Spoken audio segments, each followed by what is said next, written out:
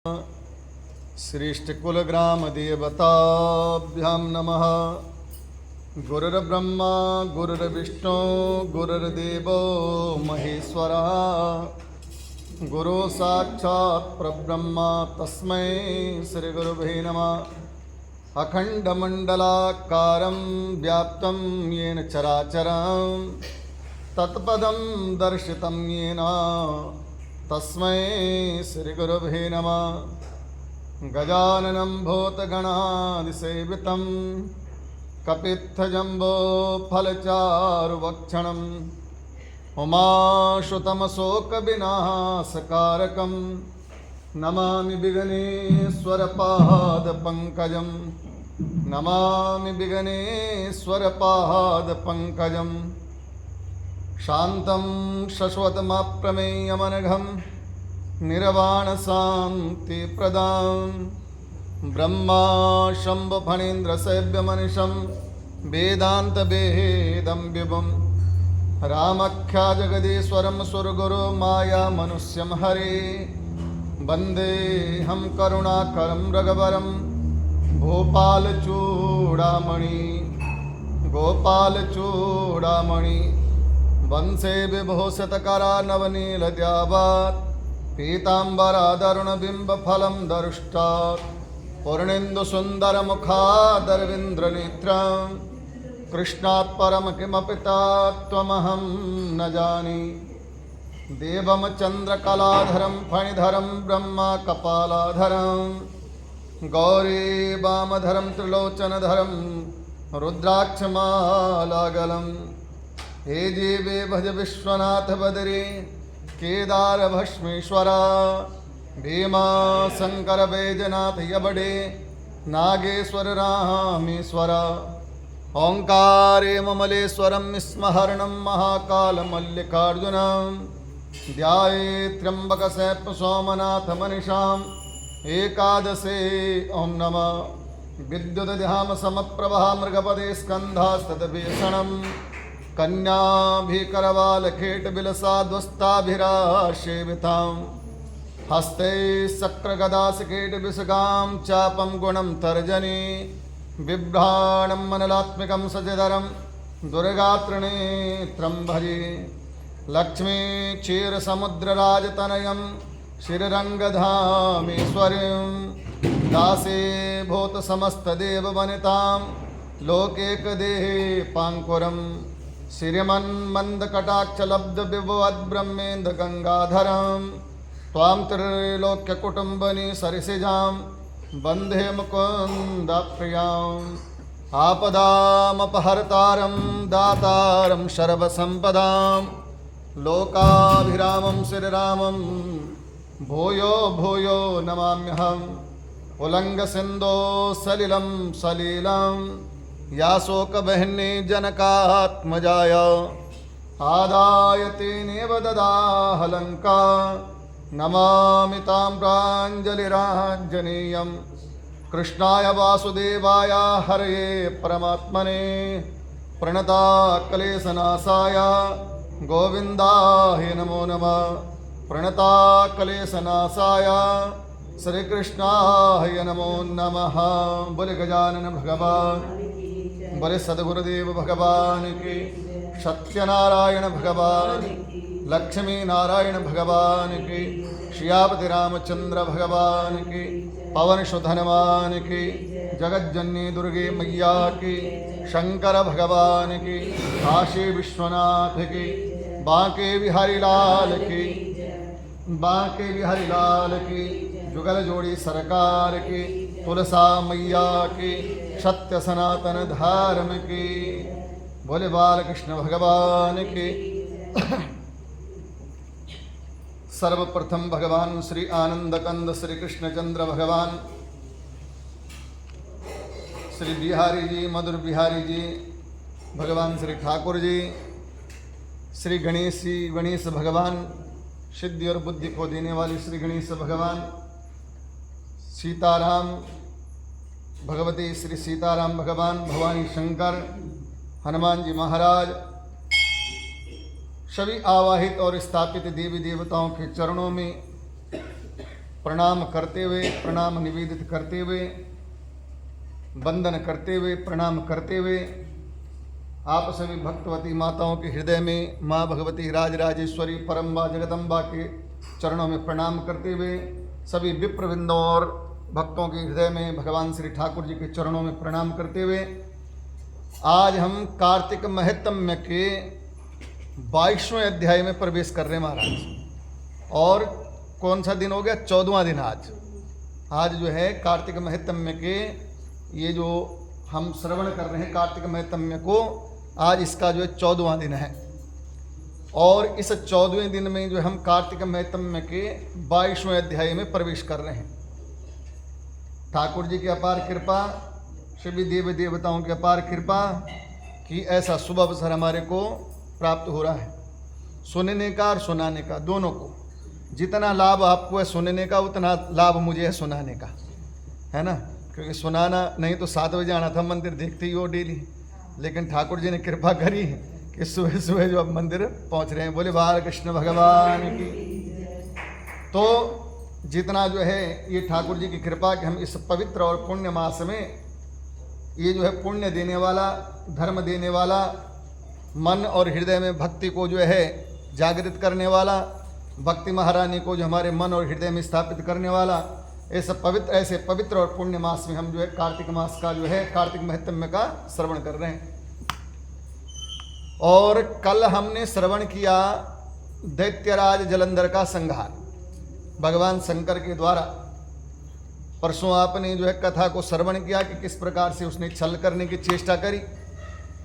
और कल जो है आपने कथा श्रवण करी थी कि जहाँ से स्वयं भगवान नारायण जो है अब जो है उसी मार्ग पे चले जिस मार्ग पे दैत्यराज जलंधर गया था। दैत्यराज जलंधर जो है माँ भगवती परम्बा जगदम्बा माँ भगवती पार्वती से छल करना चाहता था।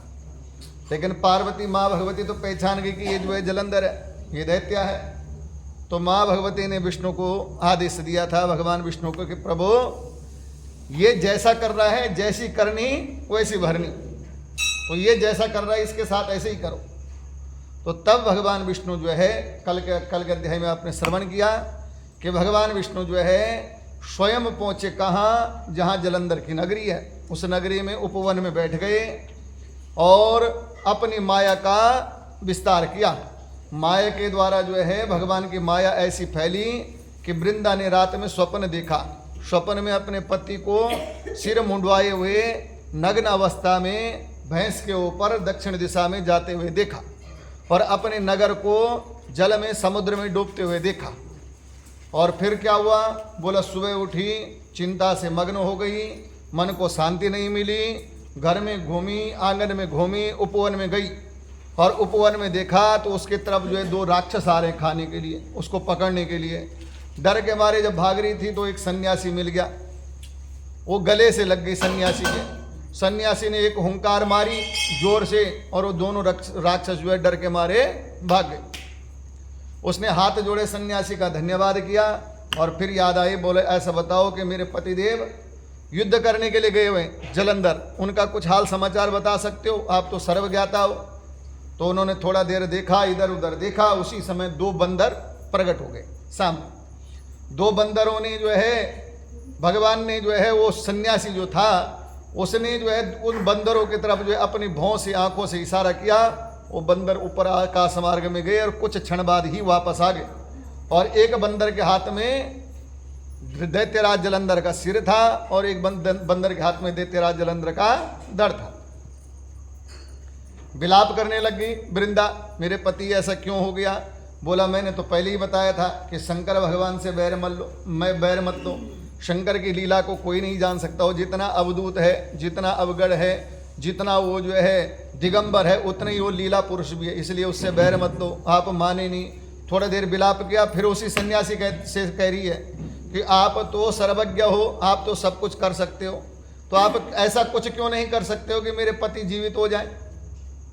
तो सन्यासी बोलता है जिसको एक बार भगवान शंकर ने मार लिया उसको कोई जीवित नहीं कर सकता। पर फिर भी क्योंकि तू शरण में आई है तो मैं तेरे पति को जीवित कर देता हूँ। और भगवान ने उसको जीवित कर दिया, अपने आप अदृश्य हो गए। इधर जो है जब दैत्यराज जलंधर जीवित हुआ तो बहुत समय तक जो है उसी उपवन में उन्होंने विहार किया। लेकिन एक दिन दैत्यराज जलंधर की पत्नी वो वृंदा समझ गई कि ये जलंधर नहीं है, और तुरंत जो है भगवान विष्णु को जो है समझ गई कि ये लीला विष्णु की है। तो तुरंत जो है श्रापित कर दिया किसको, भगवान विष्णु को, कि तूने बंदरों का सहारा लिया है विष्णु, एक समय ऐसा आएगा कि यही बंदर तेरा सहारा बनेंगे, ऐसे ही बंदर तेरे सहारा बनेंगे। और तूने शेष नाग का सहारा लिया है, ये शेष नाग भी और तू भी एक बार ऐसा आएगा कि तुम दोनों भाई बन करके जंगल जंगल में जो है फिरोगे। और हे विष्णु, जिस प्रकार से तूने आज मेरा सतीत्व भंग किया है, एक दिन अपनी पत्नी के वियोग में तू जंगल जंगल वन वन भटकेगा। और वही शेष नाग लक्ष्मण बने और भगवान राम बने। रावण ने जो है सीता का हरण किया और दोनों भाई जो है वन वन भटके, क्योंकि भगवान श्राप को भी आशीर्वाद के रूप में ग्रहण करते हैं।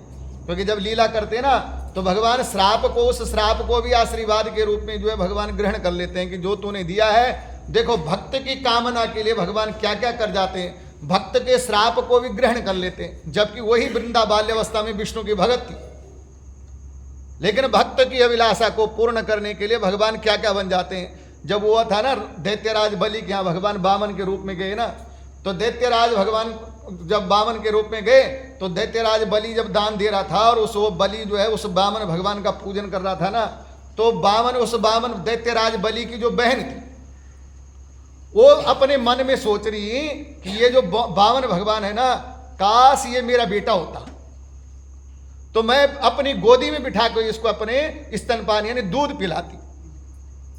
क्या बोली, काश ये मेरा बेटा होता और ये मैं इसको गोदी में बिठा करके अपने स्तनपान करवाती, इसको दूध पिलाती। लेकिन जैसे ही उसने 3 कदम जमीन मांग ली और बलि की सारी कुछ छीन लिया, वैसे ही बोला अगर मेरा बेटा होता तो मैं इसको विष पिला देती। समझ गए। और अगले जन्म में आकर के पूतना बन गई। बोले बाल कृष्ण भगवान की। भगवान ने कहा मैं तेरी दोनों कामना पूरी करूंगा। और पूतना बनी, उसने जो है उस बालक को जो स्तनपान भी करवाया और विष का पान भी करवाया। दोनों कामना भगवान ने पूर्ण करी।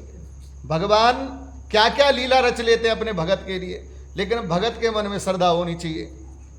अब यहां पे क्या कह रहे हैं, वृंदा ने जो है जैसे ही बोला कि तू अगले बार जब जो होगा, जो तूने मेरे साथ किया ना, वो तेरे साथ भी होगा, तो वन वन फिरेगा, बंदरों का तुझे सहारा मिलेगा।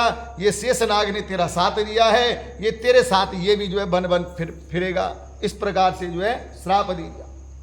और अपने आप जो है अपनी जो है सतीत्व का जो अग्नि थी वो प्रकट कर दी कि मैंने जो है इतने समय तक जो है जो मैंने अपना पति धर्म का जो है पालन किया, उससे अग्नि प्रकट हो जाए। और अग्नि प्रकट हो गई और उस अग्नि में भस्म हो गई। बोले बाल कृष्ण भगवान।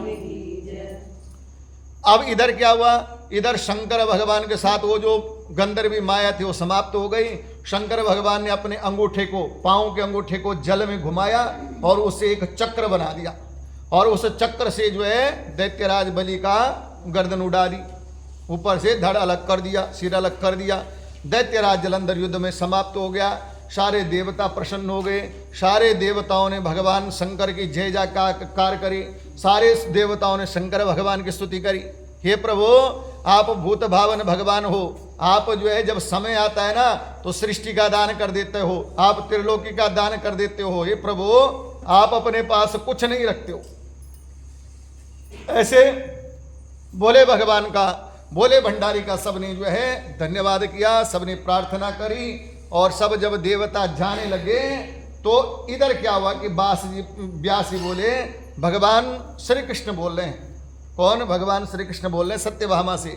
नारद जी कह रहे हैं राजा पृथु से कि हे पृथु, नारद जी कह रहे हैं कि पहले पृथु ने पूछा, बोला हे प्रभु, जब, हे नारद जी आप ये बताइए कि जब वृंदा समाप्त हो गई, जब वृंदा समाप्त हो गई उसके बाद जो है बोला अब आप ये बताइए कि विष्णु चरित्र को सुनाए, उन्होंने वृंदा को मोहित करके क्या किया और कहाँ गए। जब वृंदा को मोहित तो कर दिया उन्होंने, अब देखो भगवान विष्णु ने वृंदा को मोहित तो कर दिया था, बहुत समय तक जो उसके साथ जो है वन में भी रहे।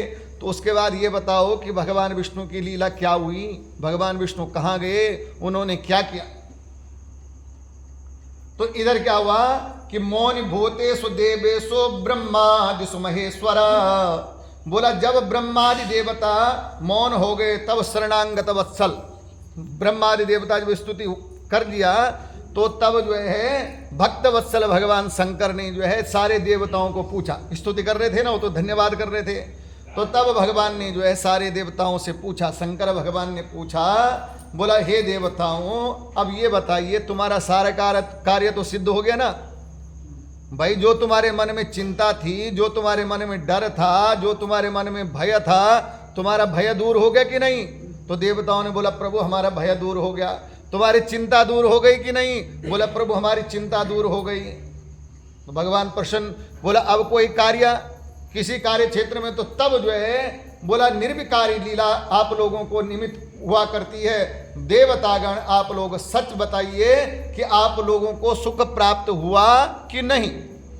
भगवान शंकर पूछते हैं सारे देवताओं से कि हे देवताओं तुम ये बताओ अब तक जो मैंने ये लीला करी या अब तक जो लीला चली, इस लीला से क्या तुम खुश हो, क्या तुम प्रसन्न हो? ऐसा पूछ रहे कौन? शंकर भगवान। तो जब शंकर भगवान ने ऐसा पूछा तो तब देवता बोलने लग गए, बोला प्रभु महादेवा त्वया देव रक्षिता शत्रुजात भयात। बोला हे प्रभु आपने जो है आप महादेव हो, हे देवों के देव, आपने शत्रुओं के भय से हमारी रक्षा कर दी है।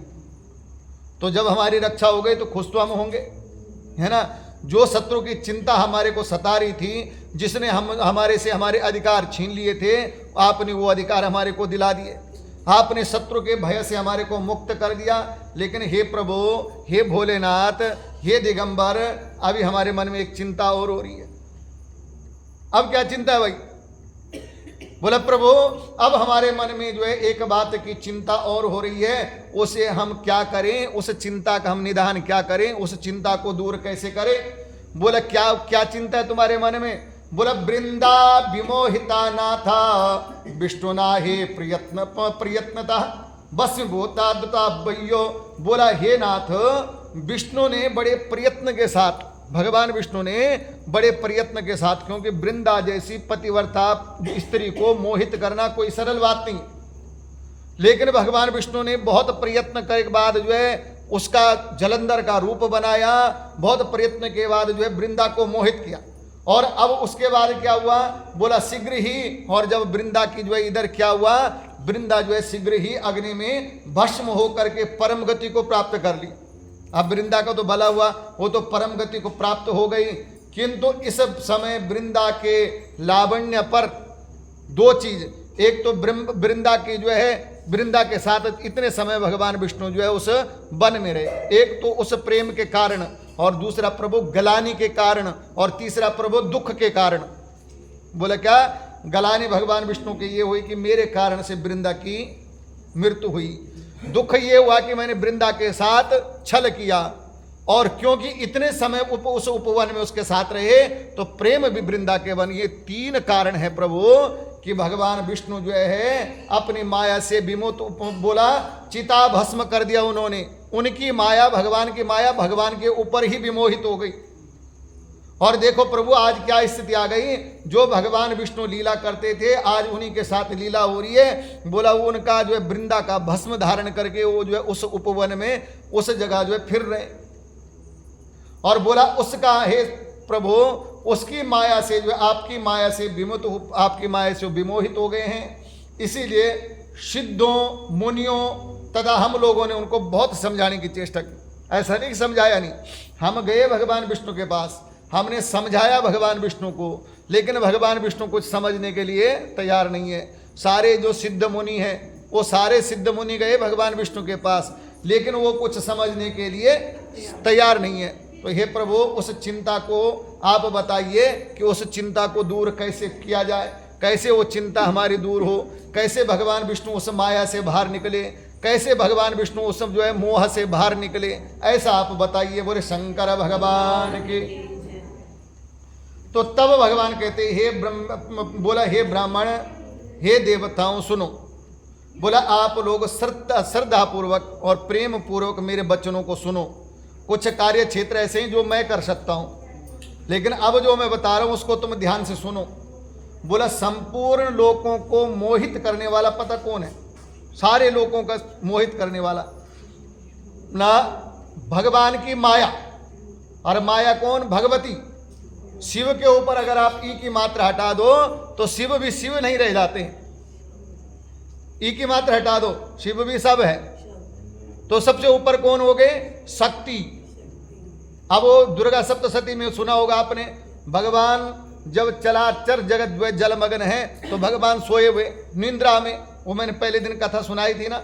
तो ऊपर ब्रह्मा जी के जो है, ब्रह्मा जी नाभि कमल से प्रकट हो गए, कान से मैल से 2 दैत्य प्रकट हो गए, मधुकैटभ नाम के दैत्य। जब वो मारने के लिए गए तो ब्रह्मा जी ने स्तुति किसकी करी? भगवान विष्णु की तो न करी। बोला या देवी सर्वभूतेषु निंद्रारूपेण संस्थिता नमस्तस्ये नमस्तस्ये नमस्तस्ये नमो नमः। तो भगवान ने क्यों, उन्होंने स्तुति की किसकी करी? शक्ति की स्तुति करी। हे शक्ति तू जागृत हो जा। भगवान के नेत्रों में जो बैठी हुई है, मतलब भगवान को उस शक्ति ने कई बार मोहित कर रखा है। और अकेला भगवान विष्णु को नहीं, भगवान शंकर को भी शक्ति ने जो है कई बार शास्त्रों में आया है कि विमोहित कर रखा है। तो अब भगवान विष्णु को जो यहाँ पर भी कह रहे हैं, भगवान रुद्र कह रहे हैं, भगवान शंकर कह रहे हैं, मेरी बात तुम ध्यान से सुनो। देवता असुर एवं मनुष्य सहित सारा जगत उसी के अधीन है। उसी माया से मोहित होने के कारण विष्णु काम के अधीन हो गए हैं। इसीलिए वो जो है भस्म धारण किए हुए हैं, इसीलिए वो अभी कुछ समझने के लिए तैयार नहीं है। और उस माया का नाम क्या है? बोला उमा, भगवती उमा। बोला उस माया का नाम है उमा। नाम से वो जो है माया विख्यात है, जिसको गिरिजा भी कह सकते हैं, जिसको पार्वती भी कह सकते हैं, जिसको उमा भी कह सकते हैं, जिसको गोरा भी कह सकते हैं। तो वो माँ भगवती, और वही माँ भगवती बोला वो चराचर देवताओं की जननी है, मूल प्रकृति है, परम मनोहर गिरिजा है। उसके नाम से, अनेकों नामों से वो विख्यात है। और अब क्या करना पड़ेगा? बोला तुम जाओ देवताओं, अब इतना काम तो मैंने कर दिया, कुछ प्रयत्न तुम करो। जाओ और उसकी आराधना करो, जाओ और उसकी उपासना करो। और वो कुछ प्रयत्न करेगी कि भगवान विष्णु माया से, जो माया से ग्रसित, उसकी माया से ग्रसित है, वो उससे बाहर निकल आएंगे। बोले शंकर भगवान की। और इस प्रकार से जो है वो भगवती प्रसन्न हो जाएगी। और तब देवता गए किसके पास? माँ भगवती का ध्यान लगाते हैं, माँ भगवती की आराधना करते हैं।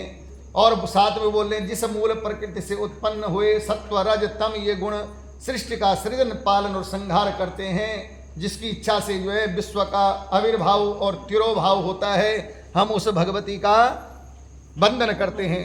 बोला जिस भगवती के जो है प्रयत्न से सृष्टि का पालन भी होता है, संहार भी होता है और उत्पत्ति भी होती है, इस ऐसी भगवती के हम चरणों में बारंबार प्रणाम करते हैं। और कुरो काया महादेवी देवानम च परमेश्वरी विष्णु मोहम हर शिवे दुर्गे देवी नमस्तुते। क्या कह रहे हैं कि ये इस श्लोक में कहते हैं कि हे महादेवी, हे परमेश्वरी। बोला कुरु कार्या महादेवी, हे महादेवी हमारा कुछ एक कार्य आपके जो है आपके शरण में आए, हमारा एक कार्य कर दे। बोला कुरु कार्या महादेवी देवानम का देवानम न परमेश्वरी, हे परमेश्वरी हम देवताओं का आप कार्य कीजिए, बड़े जो है समस्या में इस समय उस कार्य को सिद्ध कीजिए। और विष्णु मोहम हर शिवे, बोला क्या करना है कि हे शिवे, शिवे मतलब बामांगी उमा पार्वती गिरिजा, हे शिवे। बोला विष्णु मोहा हर शिवे दुर्गे देवी नमस्तुते, विष्णु के मोह को दूर कीजिए, हे माँ भगवती उमा, हे माँ भगवती दुर्गा, हे माँ भगवती गिरिजा। आप जो विष्णु भगवान मोह में पड़े हुए हैं, उस मोह से भगवान विष्णु को निकाल दो। और साथ में भगवती से कह रहे हैं कि जलंधर शंभोच्चारणे कैलाशवासिना। बोला क्या हुआ हे देवी, कैलाशवासी भगवान शंकर और जलंधर के युद्ध में उसका वध करने के लिए शिव ने प्रवृत्त होने पर गौरी के आदेश से ही विष्णु ने प्रयत्न के साथ वृंदा को मोहित किया था। भगवान शंकर ने बोला, माँ उमा ने बोला, और उमा मतलब आपकी कृपा से ही हो गया। कौन? भगवान विष्णु गए और उन्होंने जो है जब वृंदा को मोहित तो कर दिया, जलंधर भी मर गया, जलंधर भी समाप्त हो गया, लेकिन आपकी माया ने अब ऐसा विमोहित, ऐसा मोहित कर दिया कि भगवान विष्णु वृंदा को भूल नहीं रहे हैं। वो दुख भी कर रहे हैं, गलानी भी कर रहे हैं, प्रेम की हानि की जो है वो भी सता रही है। तो इसलिए माँ भगवती ऐसा कुछ प्रयत्न करो कि भगवान विष्णु उस मोह से बाहर निकल आए। तो तब आकाशवाणी हुए, बोला अहमेवा त्रिधा भिन्ना तिष्ठा में त्रिविधेर गुणे गौरी लक्ष्मी सुरा ज्योति रजा सत्वा तमो गुणे। और वो ऊपर से आकाशवाणी हुई। क्या आकाशवाणी हुई? हे देवताओं तुम चिंता मत करो, मैं 3 रूप में प्रकट होती हूँ, शतोगुण से, रजोगुण से और तमोगुण से। और कौन कौन से देवी के रूप में मैं प्रकट होती हूँ? बोला लक्ष्मी के रूप में प्रकट होती हूँ, सरस्वती के रूप में प्रकट होती हूँ। और क्या? माँ भगवती लक्ष्मी, माँ भगवती सरस्वती और महाकाली यानी गौरी, ये 3 रूप में प्रकट होती हूँ। बोले जगत जननी दुर्गे मैया की। इसीलिए जो है तुम उन तीनों देवियों के समीप जाओ। अब जो उमा शक्ति है वो परम्बा है, जगदम्बा नहीं, वो परम्बा है। वो बोलते हैं ना परम्बा जगदम्बा, तो परम्बा है। तो वो भगवती कह रही है आकाशवाणी से कि हे देवताओं तुम तीनों देवियों की आराधना करो। किसको? महाकाली की, माँ लक्ष्मी की और माँ सरस्वती की तुम आराधना करो। वो तुम्हारे को साधन बता देंगी, कुछ ऐसा मार्ग बता देंगी कि विष्णु जो है मोह जो माया से ग्रसित हो रखे हैं, वो विमोहित जो हो रखे हैं, वो जो है शांत हो जाएंगे। तो इसलिए तुम उनकी उपासना करो। ब्रह्मा आदि देवताओं ने नतमस्तक होकर के जो है विविध स्तुतियों द्वारा परम भक्ति पूर्वक उन देवियों की स्तुति करी, तीनों देवियों की अभिस्तुति करी देवताओं ने। और उसके बाद अथा व अपरा अमरा दृष्टवा सुप्रसन्नेन चेतसा। और उसके बाद क्या हुआ? बोला देवताओं के देवियों को देख करके तीनों देवियां जो है देवताओं के ऊपर प्रसन्न हो गई। जब देवताओं ने स्तुति करे तो महाकाली, माँ लक्ष्मी, माँ सरस्वती प्रसन्न हो गई देवताओं के ऊपर। देवताओं को दर्शन दिया, देवियों को देख करके सारे देवता जो है प्रसन्न मन से उन देवियों को प्रणाम किया और भक्तिपूर्वक स्तुति की, अपना कार्य निवेदित किया। जो उनका कार्य था वो कार्य को निवेदित किया कि हे महाराज, देवता कह रहे हैं कि हे माँ भगवती हमारा एक कार्य है। भगवान विष्णु जो मोह से ग्रसित हो चुके हैं, जो माया के स्वामी हैं, आज माया उनके आसपास नाच रही है, वही माया में स्वयं फंसे हुए हैं। जिसको मायाधिपति कहते हैं वो मायाधिपति माया से ही ग्रसित हो चुके हैं। तो ऐसी कृपा करो भगवती कि आपका जो माया रूप है उससे भगवान जो है बाहर निकल आए। बोले विष्णु भगवान की, शंकर भगवान की।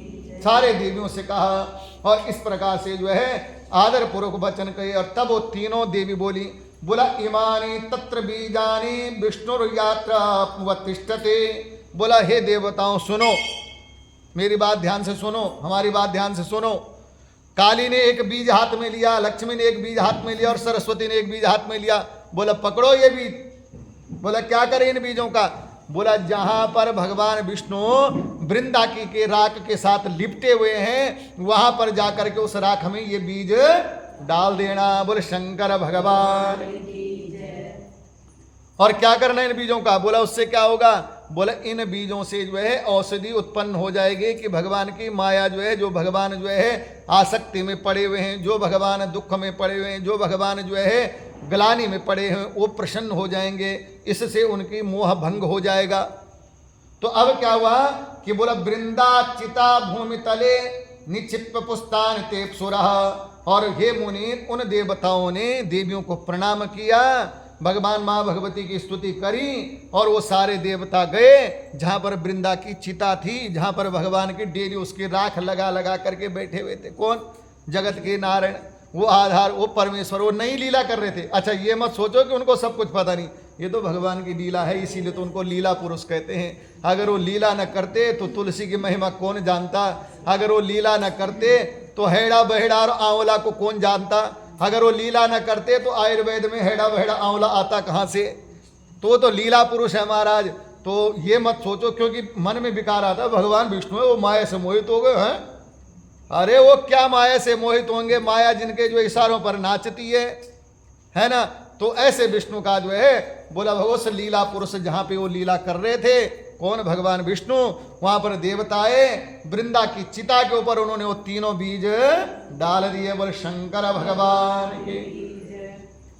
और इस प्रकार से हे मुनीश्वर वो बीजों को जो है डाला तो उससे क्या हुआ कि जैसी वो बीज उस जमीन में डाला और उसके ऊपर जल डाला महाराज, उसी समय वहां पे 3 वृक्ष पैदा हो गए। कौन कौन से वृक्ष थे? एक धात्री, धात्री मतलब वही आंवला, दूसरा जो है बोला उस बीज से धात्री, दूसरा मालती और तीसरा तुलसी। ये 3 वृक्ष वहां पे प्रकट हो गए। बोले तुलसा मैया की। और इस प्रकार से हे मुनि तब स्त्री रूपिणी उन वनस्पतियों को देख करके उनके प्रति भगवान विष्णु का राग विलास के ब्रह्म से युक्त होकर के विष्णु जी उठ करके बैठ गए। जब वो पौधे हुए ना, जब वो जो है तुलसा मैया, धात्री और मालती ये जब प्रकट हो गए तो भगवान का उन वृक्षों के प्रति जो है मोह हो गया और भगवान अपनी जगह से उठ गए। जो राख लगा रखे थे आज वो राख भगवान ने झाड़ दिया। बोले शंकर भगवान। और इस प्रकार से जो है भगवान ने उन वृक्षों का अवलोकन किया। सर्वप्रथम लक्ष्मी जिस बीज से माया देवताओं को दिया था उससे उत्पन्न हुई मालती और उनके ईसा करने लगी। अब क्या हुआ? वहां पे देखो तीन पौधे, कौन कौन से? धात्री, तुलसी और मालती। अब तुलसी जो धात्री का बीज था, जो मालती का बीज था, वो माँ लक्ष्मी ने दिया था। अब माँ लक्ष्मी ने जब वो बीज दिया तो जैसा अंश वैसा वंश कहते हैं ना, तो जैसे ही वो लक्ष्मी का बीज वो जो मालती का पौधा प्रकट हुआ तो वो मालती का पौधा जो है धात्री और तुलसी से ईर्षा करने लग गया, क्योंकि भगवान विष्णु वहां पर स्थापित थे। तो वो ईर्षा करने लग गया और उत्पन्न हुई मालती से ईर्षा करने लगी। इसीलिए बाबरी उस गर्हित नाम से पृथ्वी विख्यात हुई और धात्री तथा तुलसी राग के कारण विष्णु के लिए सदा प्रीतिदायक हुई। और धात्री ने यानी आंवले ने और किसने? तुलसा ने। इन्होंने दोनों ने भगवान सब कुछ भूल करके भगवान से प्रेम किया और वो उस नाम से जो है विख्यात हुई। बोला इस पर प्रीति सदा प्राप्त हुई और तब विष्णु भगवान विष्णु का दुख दूर हो गया। सभी देवताओं ने वह नमस्कृत होते हुए प्रसन्न होकर के उन दोनों के साथ बैकुंठ लोक। अब जो है भगवान जब प्रसन्न हुए तो भगवान ने जो है देवताओं के साथ बोला, उनको जो आशीर्वाद दिया। तुलसी और धात्री को यानी आंवले और तुलसी को जो है अपनी प्रीति में ले लिया, मतलब उनसे प्रेम करने लगे। और साथ में सारे देवताओं के साथ भगवान बैकुंठ को चले गए। और इस प्रकार से क्या हुआ? बोले सर्वदेवा प्रिया गेया विष्णुश्चेवा विशेषता। और सभी देवताओं में बोला भगवान विष्णु को अत्यंत प्रिय। हे मुनि, ये जो आंवला और तुलसी है भगवान विष्णु को ये अत्यंत प्रिय है। उन दोनों में से भी तुलसी अत्यंत श्रेष्ठ। अच्छा, धात्री में और तुलसी में भी तुलसी तो बहुत ही प्रिय है भगवान को। अभी तुलसी की महिमा एक अध्याय के बाद तुलसी की महिमा आई जाएगी। अब जो है पद्म पुराण में जो है तुलसी की महिमा जाएगी। तो इस प्रकार से जो है, अच्छा ये तुलसी किसको नहीं चढ़ेगी? बोले केवल गणेश जी को छोड़ करके ये तुलसी सभी देवताओं को प्रिय है, सबकी प्यारी है। बोले तुलसा मैया की। और इस प्रकार से जो है ब्रह्मादि देवता विष्णु को बैकुंठ में स्थित देख करके भगवान विष्णु बैकुंठ चले गए। ब्रह्मादि देवताओं ने देखा कि भगवान सत्यलोक में बैकुंठ में निवास कर रहे हैं। सारे देवता जो महाराज प्रसन्न हुए, सभी ने भगवान विष्णु को नमस्कार किया। और बैकुंठो अपि स्वलोकस्थो भ्रष्ट मोहा सुबोधवान। और हे मुनि श्रेष्ठ, मोह भंग हो जाने पर विष्णु के ज्ञान प्राप्त कर शिव जी का स्मरण करते हुए अपने बैकुंठ में सुखपूर्वक जो है भगवान निवास करने लग गए। कौन? भगवान विष्णु। अब इधर से भगवान श्री कृष्ण कहते हैं सत्यभामा से, हे सत्यभामा, नारद जी कह रहे हैं किससे? राजा पृथु से कि हे पृथु, या इदम हे पठे नित्यम पठये द्वपि भक्तिमान।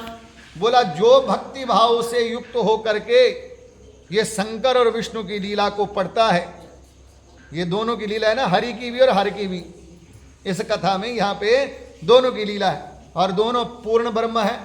तो बोला जो इस जो है आख्यान को भक्ति भाव से जो है नित्य पढ़ता है, सुनता है अथवा सुनाता है, बोला वो परम गति को प्राप्त करता है। और साथ में भक्ति महारानी हमेशा उसके हृदय में नृत्य करती है, परमात्मा के प्रति उसकी प्रीति सदा बनी रहती है। और संसार में चाहिए क्या? ये मन भगवान के चरणों में लगा रहे। तो यही सबसे बड़ी जो है, सबसे बड़ा अगर कोई फल है तो मन भगवान के चरणों में लगा रहे। तो ये समझ लो कि भक्ति, हमारे भक्ति का हम जो हाथ जोड़ रहे हैं, मत्था टेक रहे हैं, उसका हमें पूर्ण परिणाम प्राप्त हो रहा है। और इस प्रकार से विप्रान ब्रह्म विद्यास्या बोला, जो ब्राह्मण इसको पढ़ता है, जो ब्राह्मण इसको सुनता है, वो ब्रह्म विद्या से परिपूर्ण हो जाता है। साथ में क्या कह रहे हैं कि जो है क्षत्रिय इसको जो है पढ़ता है, बोला उसको जो है हर क्षेत्र में विजय की प्राप्ति होती है। और जो वैश्य बोला इसको पढ़ता है, उसको व्यापार की कभी उसके जीवन में कमी नहीं आएगी। और अन्यत्र जातियों को जो ये जो है धन देने वाला होगा। हे जो है नारद कह रहे हैं, हे पृथो, ये आख्यान जो है, ये जो कथा है भगवान विष्णु की और भगवान शंकर की, इस कथा को पढ़ने के बाद सभी की मनोकामना पूर्ण होती है, सभी रोग दोष दूर होते हैं, भक्ति भाव हृदय में आता है, भगवान के चरणों में प्रीति बढ़ती है। इसलिए इस आख्यान को ब्रह्मा विष्णु और रुद्र का आख्यान, यहाँ ब्रह्मा जी भी उपस्थित है, तो बोला दोनों विष्णु और हर की जो है इस आख्यान को जो पढ़ता है उसकी जो है समस्त मनोकामना पूर्ण होती है। अब जाकर के यहाँ पर जो है ये वेदव्यासी ने जो है भगवान विष्णु ने यहाँ पर इसको जो है भगवान श्री कृष्ण ने सत्यभामा को ये आख्यान कल यहाँ पे सुनाया। अब जो है दूसरे आख्यान में यहाँ पे भगवान कह रहे हैं, भगवान श्री कृष्ण कह रहे हैं कि हे सत्यभामा, यहाँ पर जो है इस कथा को जो है बोला, यहाँ पर भगवान विष्णु का मोह भंग हुआ और समस्त मनोकामना जो है सभी देवताओं की पूर्ण हुई। क्योंकि देवताओं की मनोकामना पूर्ण हुई तो जो इस आख्यान को पढ़ेगा, जो इस आख्यान को सुनेगा, उसकी भी मनोकामना पूर्ण होगी। बोले शंकर भगवान की। अब सत्यभामा ने पूछा भगवान कृष्ण से कि हे प्रभु, आपने बोला कि ये तुलसी जो है सबसे प्रिय हुई भगवान की, तो इस तुलसी की महिमा क्या है? इस तुलसी की इतनी महिमा क्या है?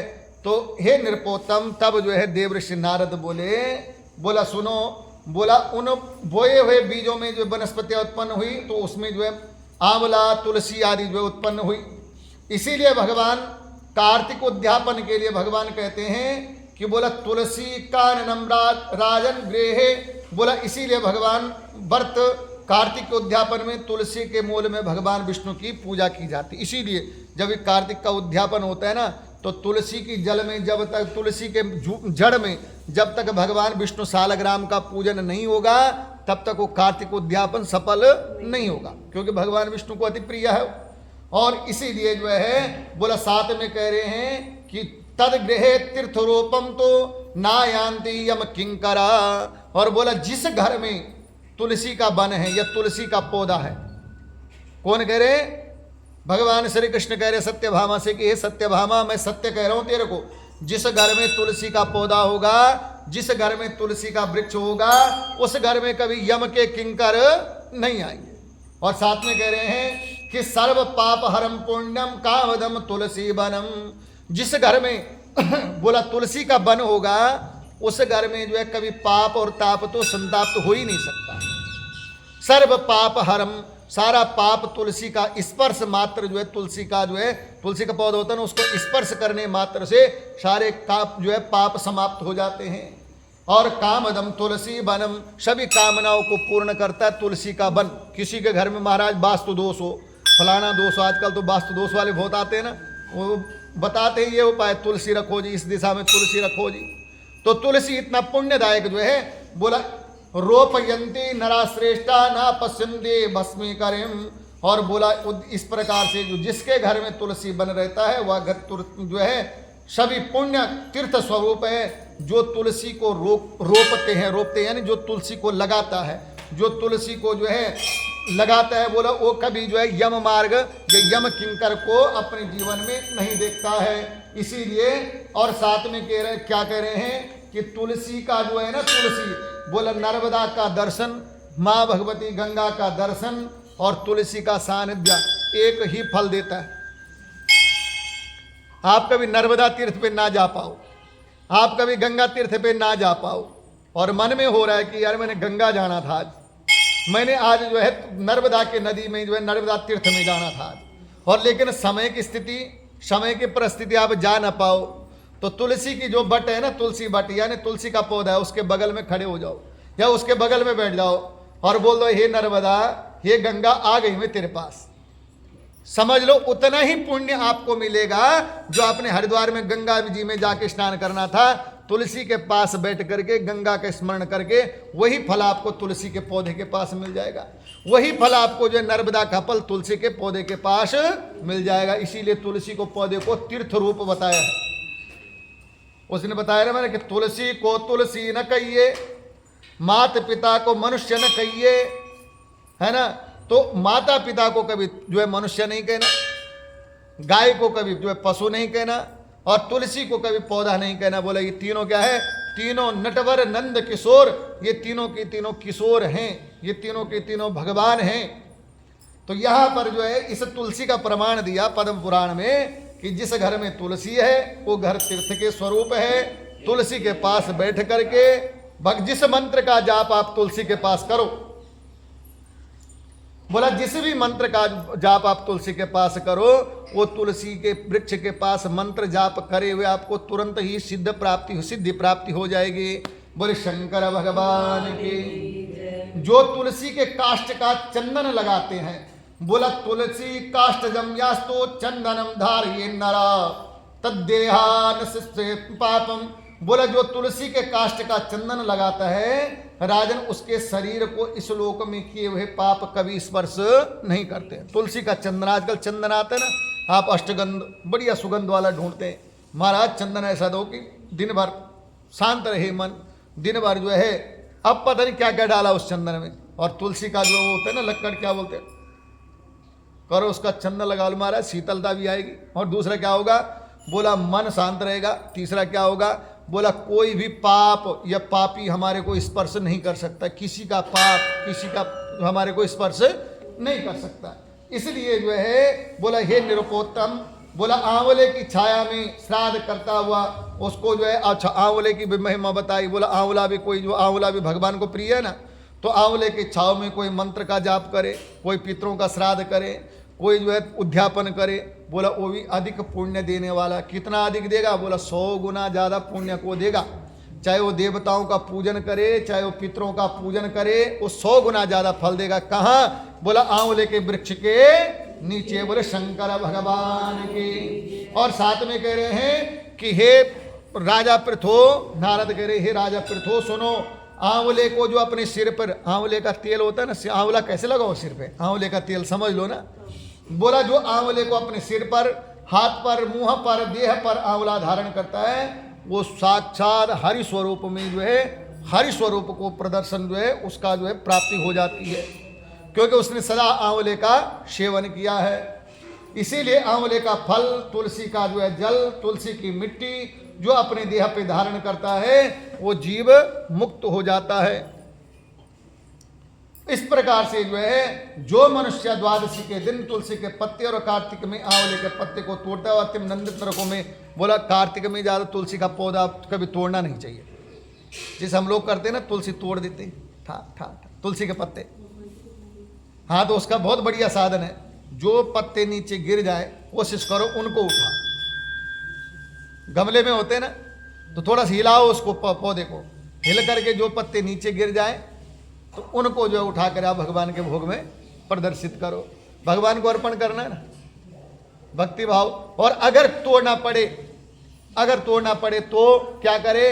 बोले वहां पे बैठ जाओ पहले, ये नहीं को वहीं पे बैठ जाओ गमले के सामने और माँ भगवती की ध्यान करो। हे माँ भगवता तुलसी, हे माँ भगवती तुलसी, मैं अपने लिए आपका जो है छेदन नहीं कर रही हूँ। मुझे क्या चाहिए?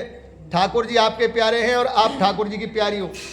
क्या प्रार्थना करें? हे भगवती तुलसी, आप ठाकुर जी की प्यारी हो और ठाकुर जी आपके प्यारे हैं। अब भोग लगाना है ठाकुर जी को, तो क्या करूं?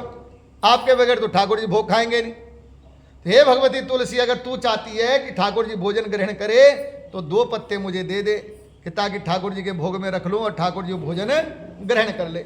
वैसे ये तुलसी ये संस्कृत में है, लेकिन मैं हिंदी में समझा रहा हूँ आपको साधारण, कि हे माँ भगवती तुलसी, तू ठाकुर जी की प्यारी है और ठाकुर जी तेरे प्यारे, तेरे बगैर ठाकुर जी भोजन ग्रहण नहीं करेंगे। अब तू क्या चाहती है कि ठाकुर जी भूखे रहे? तो इसलिए हे माँ भगवती 2 पत्ते मुझे दे दे, ताकि मैं ठाकुर जी के चरणों जो है भोग में इसको डालकर ठाकुर जी भोग प्रसादी ग्रहण कर ले। इस प्रकार से प्रार्थना करे और तब वो 2 पत्ते निकाल के ठाकुर जी के भोग में रख लो। बोले बाल कृष्ण भगवान। ऐसे ही ना तोड़े सीधा, कोशिश करें जो गिरे हुए पत्ते हैं उनको उठा करके धो करके डालें, नहीं तो प्रार्थना करके और फिर उन पत्तों को जो है ग्रहण करें। और वैसे कार्तिक में वो तुलसी के पत्ते के लिए और आंवले के पत्ते के लिए मना किया हुआ है, बोला इसको जो है कभी तोड़ो मत। अगर तोड़े भी तो इस परिस्थिति में, और इस मास में तो इनकी जितना पूजन हो जाए, किसकी, तुलसी की और धात्री यानी आंवले की।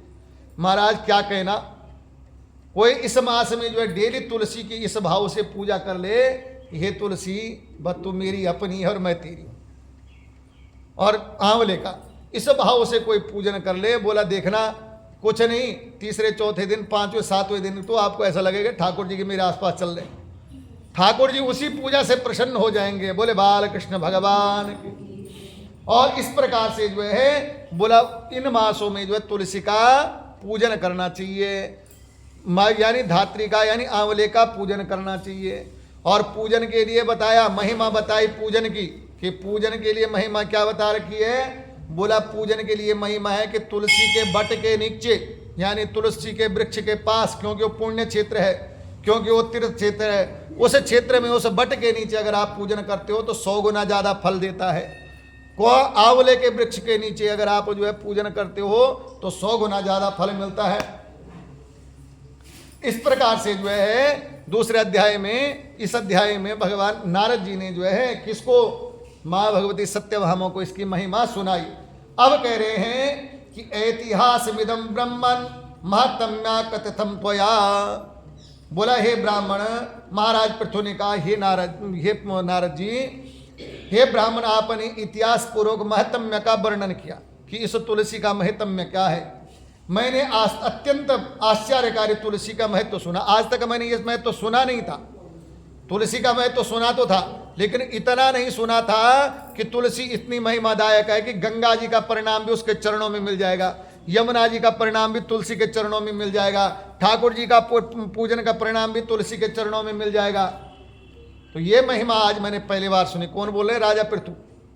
राजा पृथु कह रहे नारद जी से कि हे नारद जी, इतनी बड़ी महिमा तुलसी की मैंने पहली बार सुनी और मैं धन्य हो गया इस महत्म्य को सुन करके। जो कार्तिक व्रत करने वाले का महत्म्य आपने बतलाया, इस व्रत को पहले किसने किया? हे नारद जी ये बता दो कि कार्तिक के महीने में इस व्रत को आप बोल रहे हैं कि कार्तिक का महीना इतना पुण्य देता है, कार्तिक का महीना इतना फल देता है, कार्तिक के महीने में जो है भगवान विष्णु का पूजन करना चाहिए, कार्तिक के महीने में ठाकुर जी का पूजन करना चाहिए, कार्तिक के महीने में आंवले का पूजन करना चाहिए, कार्तिक के महीने में तुलसी का पूजन करना चाहिए। तो ये बताओ कि कृतम केनेव किसने किया, पहले किसने किया, और जिसने किया तो कब किया, और तीसरा कि उसको क्या क्या प्राप्त हुआ। बोले बाल कृष्ण भगवान की। वह 5 मिनट में समाप्त कर रहा हूं, ठीक है। तो बोला ये बताओ कि आप ये बताओ कि इसने जो है किसने इसको पहले किया। तो तब बोले कि हे, कौन कह रहे हैं? भगवान श्री कृष्ण कह रहे हैं कि हे सत्यभामा सुनो, ध्यान से सुनो। बोला हे सत्यभामा, विष्णु व्रत करा शाश्वत विष्णु पूजा रत सदा, द्वादशाक्षर विद्यायम जप निष्ठो अतिथि प्रिया। बोला हे सत्यभामा, एक ब्राह्मण है, एक ब्राह्मण है, बहुत पुराना इतिहास सुना रहा हूं। बोला एक ब्राह्मण है और जिसका नाम जो है, जिस ब्राह्मण का नाम है धर्मदत्त। ब्राह्मण का नाम क्या है? धर्मदत्त। और वे सदा क्या करता है? वो ब्राह्मण भगवान विष्णु का पूजन करता है, भगवान विष्णु की सेवा करता है और भगवान विष्णु की जो है 12 अक्षर मंत्रों का जाप करता है। क्या करता है? डेली भगवान विष्णु के 12 अक्षर का मंत्र का जाप करता है। क्या करता है? ओम नमो भगवते वासुदेवाय, ओम नमो भगवते, ओम नमो भगवते वासुदेवाय, ओम नमो भगवते वासुदेवाय, वासुदेवाय मेरो वासुदेवाय, ओम नमो भगवते वासुदेवाय, ओम नमो भगवते, ओम नमो भगवते वासुदेवाय। वो जो है कौन सा ब्राह्मण? धर्मदत्त का नाम का जो ब्राह्मण है, भगवान विष्णु से उसका विशेष प्रेम है। भगवान विष्णु की अष्टयाम सेवा करता है।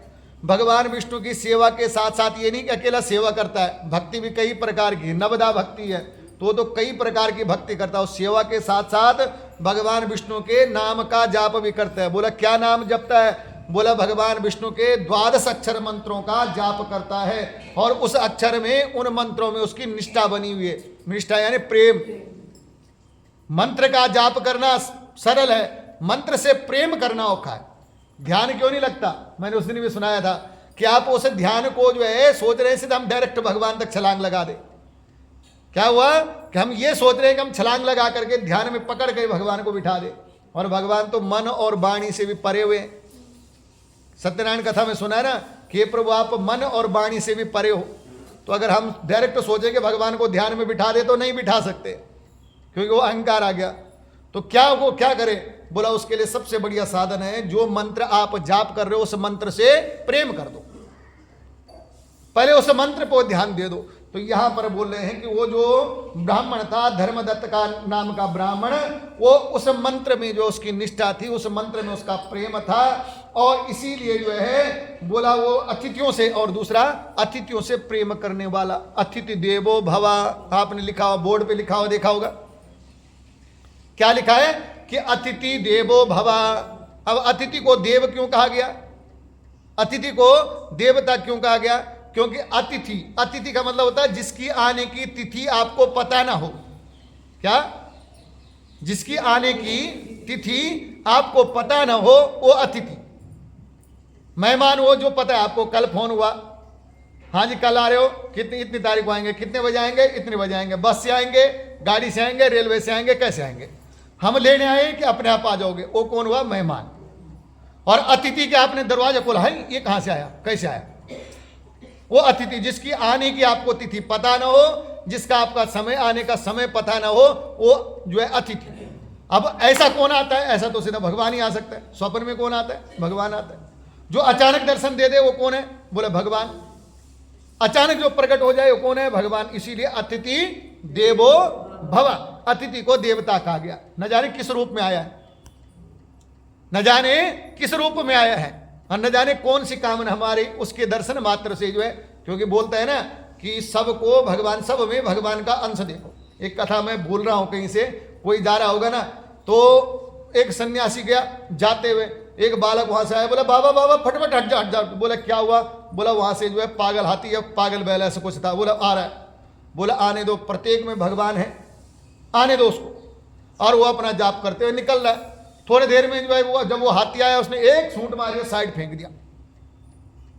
अब वो आश्चर्यचकित हुआ, खड़ा हुआ, बोला मेरे मन में तो ये था कि सबके मन में भगवान है, सब में भगवान है, सब जीवों में भगवान है, लेकिन इसने मुझे मारा क्यों?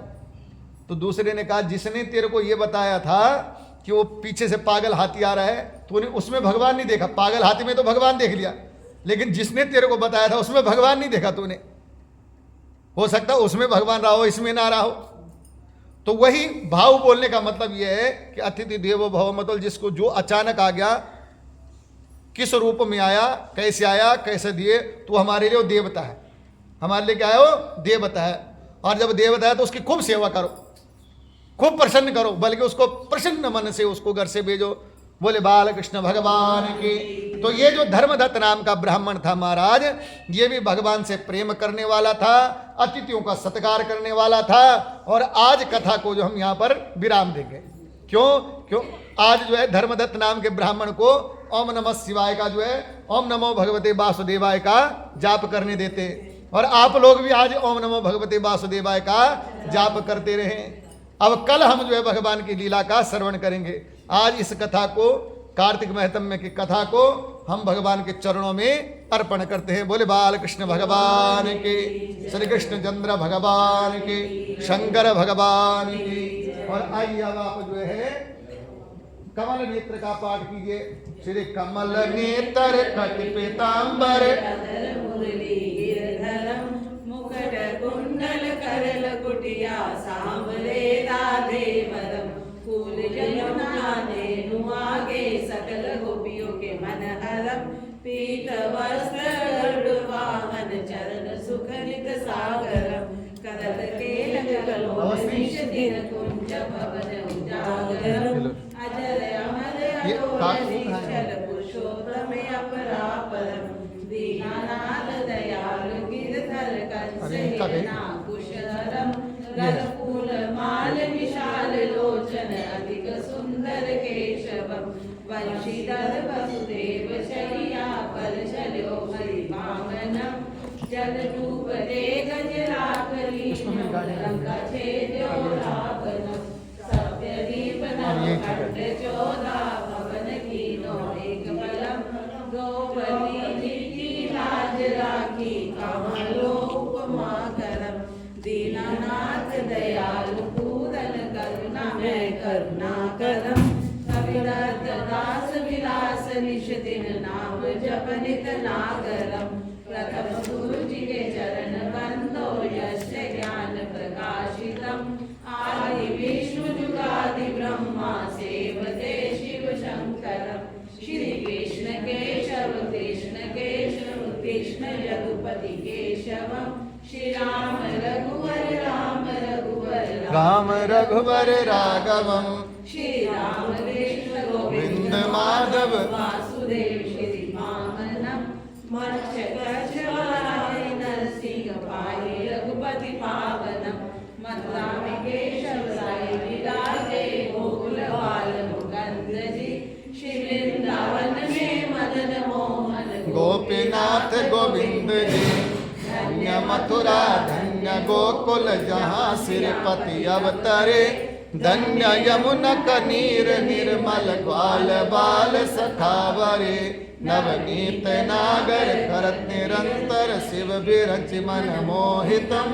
कालिंदे तट करत केरड़ा बाल अद्भुत सुंदरम बाल बाल सब सख विराजे संग राधे भामनी बंसी बट तट निकट यमुना मुलिक टेर सुहावनी बज राघव रघुवंश उत्तम परम राजकुमार जी सीता के पति भक्तन के गति जगत प्राणी आधार जी जनक राजा पनक राखी धनुष बाण चढ़ावही क्षति सीता नाम जाके श्री रामचंद्र प्रणामहि जन्म मथुरा खेल गोकुल नंद के हृदय नंदनम बाल लीला पतित पावन देव के वसुदेव खम श्री कृष्ण कलिमल हरण जाके जो भजे हरि चरण को भक्ति अपने देव माधव भवसागर के तरण को